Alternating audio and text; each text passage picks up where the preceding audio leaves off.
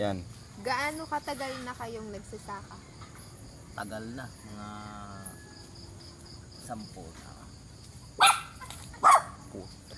Masunod. Tumayin. Ano ang paglalarawan o masasabi mo sa pag-araw-araw na pagsasaka nyo? Araw-araw.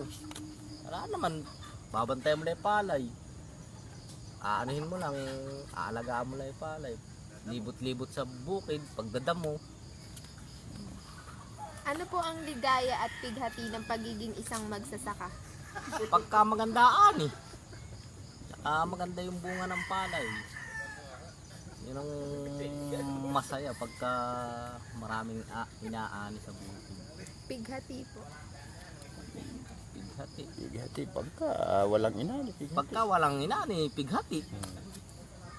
Pagka mahina ang ani at di naka-survive sa puhunan, pighati yun. Ano po ang tingin nyo sa ekonomiya natin? Particularly sa agrikultura. Agrikultura, maganda naman ang agrikultura. Maganda naman ang ano ng pasok ng bigas sa atin, di ba? Sa tingin nyo po, namamarginalize kayo o nadidiscriminate? Or minamaliit kayo bilang magsasaka? Diba? Hindi naman mamaliitin kayo. Yun ang marangal na trabaho. Tsaka halos lahat ng tao napapakain mo.